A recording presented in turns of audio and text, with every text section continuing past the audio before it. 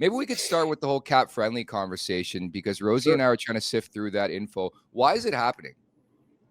Well, I think the biggest reason it's happening is, like, honestly, this stuff is in some ways way too smart for a tool like me, and the reason is that what they're buying there is they bought the infrastructure and they bought 3 employees. I didn't know how many were going this morning. They announced it was 3, and so what it is all these teams in sports, they're building all this stuff. They're building their own secret models. They're building their own ways of figuring out the kind of stuff that cap friendly figures out. And it's expensive, it's labor intensive, and it's expensive. And I think that Washington looked at what cap friendly does. And I think, like a lot of teams, they had deals to use cap friendly's tools. There were a whole bunch of NHL teams that had that paid to use cap friendly's infrastructure to help them figure out things. And the Capitals, I think, are a really smart organization. Leonsis is a really smart guy. They've got a lot of analytically inclined people who work behind them, and they wanted to grow theirs. And I think they just figured that the smarter move was buying what already existed along with the people that run it. And the one thing that I thought kind of got crazy out of our podcast the other day was that I said these are the teams I know of, and I'm sure there are more. And if I didn't name any people, it's because either I couldn't get enough confirmation on it, or there are some teams that really don't want people to know what they're doing, so they're happy with not being named. But I think there were a number of teams that use cap friendly in addition to whatever they had, or instead of anything themselves. And I just look at it as they need more tools, they want more tools, and they bought these ones because they already existed. That's what this is. And you take it away from your competitor too, right? Yes. Ah. Jay, that was one of the things that one team said to me was they just said, look, like, I'm surprised it's being allowed to being kept going during this time, because if I were the Capitals, I'd say, if I'm buying you, I want this shut down right now. And I think that was a bit of a fight, and it's going to stay this way for the time being. But yes, I think it's interesting. There's some teams that said, you know what, it's not going to be that bad. We've been working towards this for some time. Like, in addition to the teams I named the other day, I heard from Calgary and Utah who said the same things, that they have something in place too. But I think there were some teams that weren't as far along, and this will be a little bit of a challenge for them. Mitch, Marner, let's start there. Is there any new developments in that whole situation? I don't believe so. I know that a few people in the combine were texting me that Brad Treliving and Darren Ferris were meeting out in the open. You got to find out what they're talking about. Like, people will say they're talking right now, and the Ferris also has another Leaf client that's a free agent this year, and that's Joel Edmondson. So I'm sure they're talking about him too.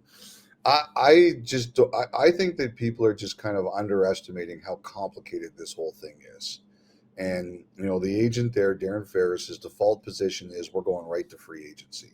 That's what he tells his guys. And if you look at his history with a lot of these guys, that's exactly what they do. And I just think that there's a couple things here.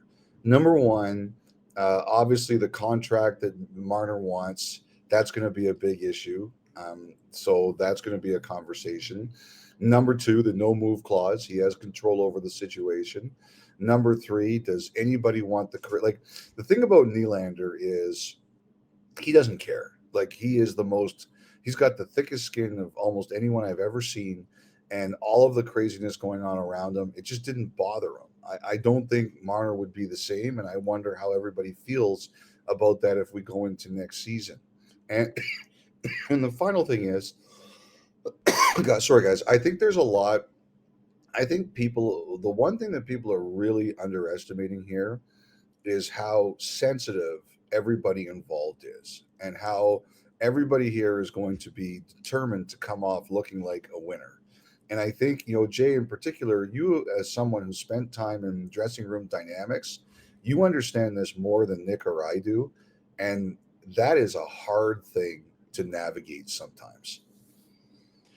For sure it is. It's egos are involved, posturing is involved. Mm-hmm. Trying to this guy, like Mitch Marner, for example, has always been wanted. He's always been something that everyone wants. And this is the first time I think that he's come across in his whole career a situation of someone maybe saying, hey, we'd rather not have you on our team. And that's a new thing for Mitch. And if you think that these guys that get to that level don't have an ego and don't feel that and don't feel uncomfortable with that, you're lying to yourself. And I do think that he wants to come out as the winner. He wants to feel like he's in control. He wants to feel like it was his idea or that he's the one that made the move. He doesn't want to show up with his bags all packed saying, I guess I have to come here now because I wasn't welcome in my last place. And I think Tree Living's got to do a good job, and the Maple Leafs in general, of being delicate with that and how they go about their conversations and how they present options and information. It's a delicate thing, I think, just on a personal level. Well, are you 100% convinced, Jay, that they don't want him back? I just don't think that they want him back at the price tag. I just don't think with Matthews and with Marner that they're going to give him that money and that bag and that term for what they've already seen. I think it's obvious that this group together needs a different bit of ingredients to have success. It's not like there's still a question mark. Well, maybe I feel like for 8 years they've been doing it and they kind of have the same chemistry that doesn't quite come to fruition in the playoffs. And let's see what else we can make of it. We already have these huge pieces. Everyone says you can't build a team this way with this amount of money up front with 4 guys, and you're just going to go do it again. I just think that while Mitch has value, other people could want him, and that's yet to be seen as far as enough to make a deal and to get him extended. I just feel like I can't, as a guy that follows this team all the time, to re-sign him, saying just to go forward again, knowing that it doesn't quite work when it matters, is a big problem for me. And I think everyone felt that at the end of the playoffs, but now people are softening it as their memory kind of fades away with it. Yeah. Well, I think you mentioned the key word there, and that's the contract. I think that's a huge part of this. The other thing too is, like, number one, I don't think it's going to bother Berube at all if Marner's there. I think I think he's confident enough of himself that he thinks he can handle it. Number two, I do wonder if the Leafs think that the new ingredient this year could be the coach. That maybe, and I do think Keefe could be pretty hard on Nylander in particular. But the one thing I think is Keefe was very careful when it came to Marner. Because I think they felt Marner's sensitivity at times, and I'm curious to see if that will change. But the other thing too is, guys, is I look at it like, last year they put Willie on the market. They had Nylander out there, and they never found anything they really liked. And then Willie started the year hot. And, he got a big deal, and he got the big bonus, and he got the no move clause, and I'm okay with all that. Sign the best deal you can. So part of me is wondering what happens if Marner starts the year next year and he starts the year like Nylander did. What if he starts like a house on fire? And then everybody, like, the thing is, like I said a couple weeks ago, that I do think there are people in the Leaf organization who are concerned about Marner, about Kadri too. Like, they give up on him. He goes somewhere else.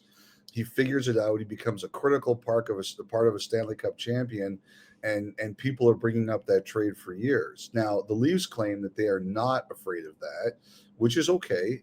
You got to do what you think you got to do. But part of me is like, what happens? Like, we've seen this movie before with Nylander. What if Marner stays and starts the year like a house on fire?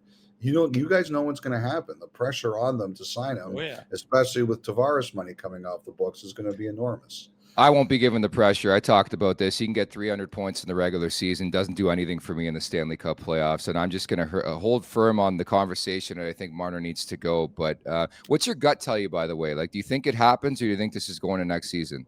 I think that unless they find a way to sell Marner on it, and that's not going to be easy, I think it's going to next season. And the other thing too is one of the best ways for Marner to have a good year is to play with Matthews.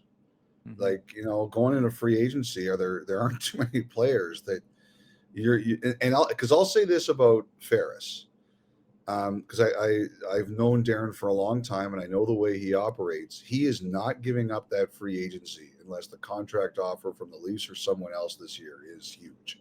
So that's another part of this whole conversation.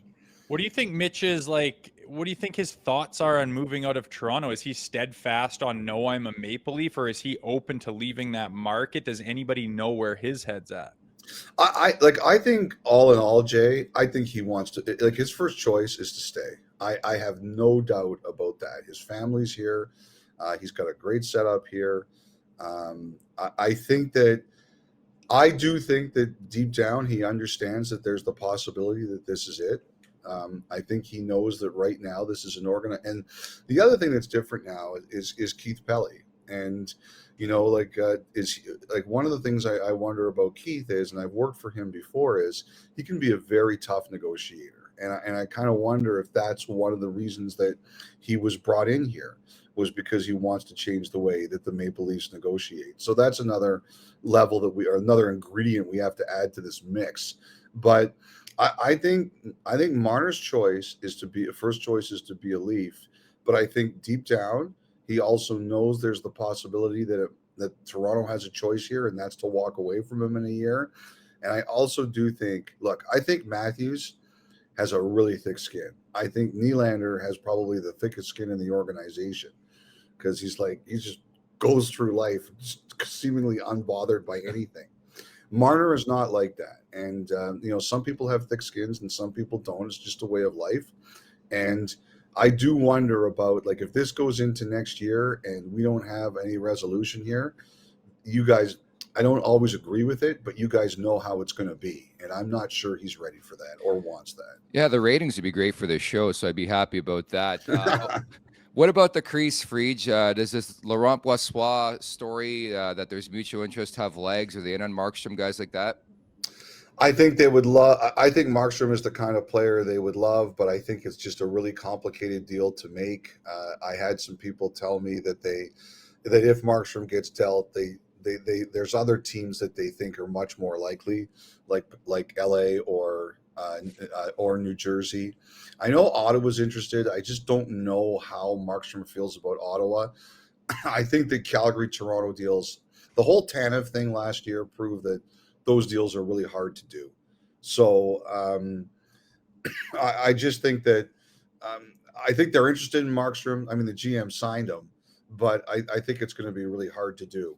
Brossoit to me is a really interesting guy. I think he's the kind of guy that makes a lot of sense.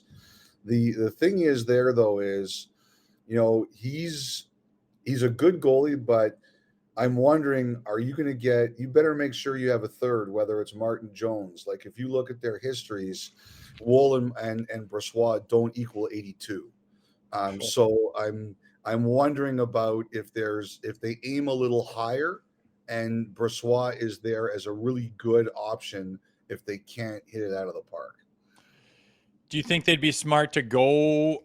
I mean, it's not like he's unproven or anything like that. I mean, he has, a good record in the playoffs before he got hurt when the Knights won the Stanley Cup. He's been learning behind, the best goaltender in the world. A lot of people think in Winnipeg. Do you think they want to go get an established, Vezina winning goaltender? Or are they going to go with someone and kind of roll the dice with how they do in this market? No, I think that they would that's why I think Markstrom is a guy that makes a lot of sense, even though I don't know it'll happen. I had people who say to me, a guy who makes for example, one of the things with Marner is that, Marner, a lot of people suspect that Vegas will be around it because Vegas is they're smart. They're around any good player. So I got people hypothesizing Shea Theodore, Logan Thompson deals to me, for example. I think they're going to go out there and they're going to try to get the best goalie that they can get. And the one thing is, I know the organization really believes in Woll. I think they really think highly of him, but he has trouble staying healthy. So you have to get the best possible goalie you can get, because let's say if Woll goes down next year, who's the guy that makes you feel the best that he's got the net? And Brossoit would make you feel pretty good, I think. But also, I think you'd want to aim a little bit higher if you could. Lastly, just to wrap, just to tie in your latest on Bertuzzi and Domi, and who do you think they'll look to target in free agency as well? A D. I think they're like, I think some of the guys they like, I think they like Zadorov. I think they like Tanev. I think they like Montour. I think there's probably a couple other guys I'm missing off the Pesci? top.